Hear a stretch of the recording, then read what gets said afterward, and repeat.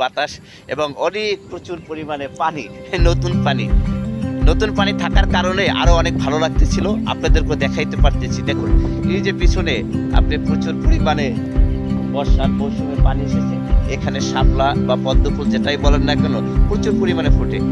এবং আরও হলো এখান থেকে কিন্তু অনেক প্রচুর পরিমাণ শাক চাষ হয়। এখন পানি থাকার কারণে কিন্তু পুরোটাই তলায় গেছে। এই বিকেলবেলা এসে এটা দেখতে পেলাম যে যদি আমরা অনেক সময় দেখে কি এই সাইডটা নিয়ে এই সাইডটা এদিক দিয়ে ঘুরি, একটু সামনে যাই, যাওয়াটা খুব কষ্ট, পানির কাছাকাছি আসা, তারপর আসতেছি, ভালো লাগতেছিল। টিপ টিপ বৃষ্টি হালকা সব মিলিয়ে একটা সুন্দর মুহূর্ত উপলব্ধি করতেছি, আপনাদেরকে দেখাইতেছি। দেখুন আমাদের আসলে দেশের ভিতর অনেক সুন্দর সুন্দর লোকেশন, অনেক সুন্দর জায়গা আছে। অনেকে মনে করতেছে ভাই আমি মনে পানির মধ্যে দাঁড়িয়ে আছি। দেখুন পানির ভিতরেই তার ছোট্ট একটা লেক আছে। এখান থেকে আসলাম, আসার পর এই দিকে হাত দিয়ে আসছি, পিড়ি বৃষ্টি সব মিলে একটা সুন্দর মুহূর্ত।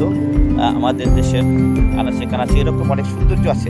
যদি আপনি সৌন্দর্যগুলো আপনার কাছ থেকে উপলব্ধি করেন বা দেখেন, আপনার কাছে ভালো হবে। কারণ বর্ষার মৌসুমে একটা জিনিস খেয়াল রাখবেন, যখন আপনি ঘুরতে যাবেন একটু সচেতনভাবে যাবেন, চলাফেরা করবেন। কারণ দেখা গেছে কি আপনার অনেক সময় বিভিন্ন অনেক সময় পোকামাকড়, যে কোনো সময় এগুলো আপনার উঁচু যে স্থানগুলো আছে সেখানে ওঠার চেষ্টা করেন এবং সেগুলো থেকে আপনাকে দূরে থাকতে হবে এবং সবসময় আপনাকে নিজেকে ফিট রাখতে হবে, যাতে করে আপনার বাতাস বা আপনার কোনো কিছু ক্ষতি না হয় সেদিক দিয়ে খেয়াল রাখতে হবে।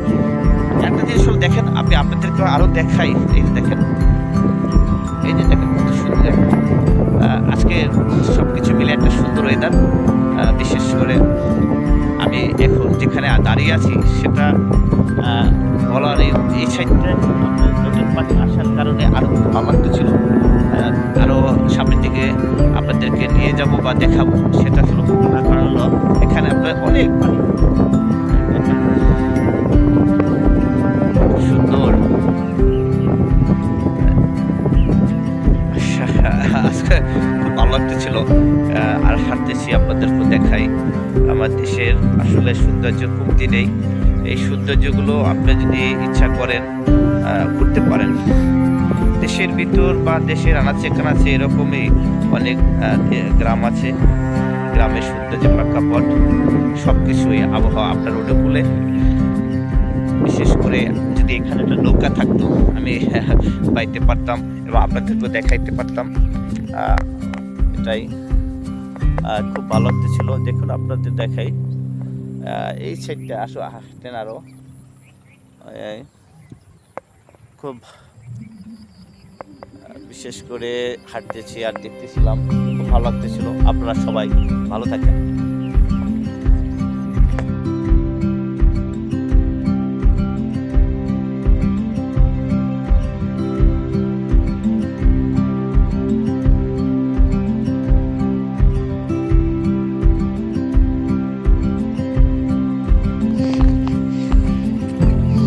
সুন্দর দেখেন আপনার পানি যখন এসে গেছে, নতুন পানি। এই যে দেখেন নদীটা কতটা সুন্দর না? যতবার দেখবেন ততবারে ভালো লাগবে আপনার। বাতাস তো আছেই, তাছাড়া সামনে প্রচুর পরিমাণে কৃষ্ণচূড়া গাছ। এখন কৃষ্ণচূড়া কিন্তু ফুল ফোটার সময় না, কিন্তু তারপরও অনেক কৃষ্ণচূড়া গাছ আছে এই রাস্তার উপরে। ওয়েদারটা একদম সুন্দর।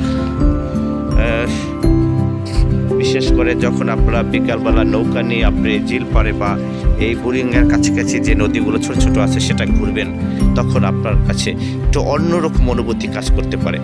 তা আমিও সবসময় আপনাদেরকে বলি, এই জন্যই যদি আপনার ক্লান্ত লগ্ন থেকে আপনি যদি বের হয়ে এসে ঢাকা শহরের পাশাপাশি বা উপশহরে সেটা ঘুরতে পারেন, আপনার জন্য খুবই একটা মঙ্গলজনক এবং সুন্দর আনন্দদায়ক হতে পারে।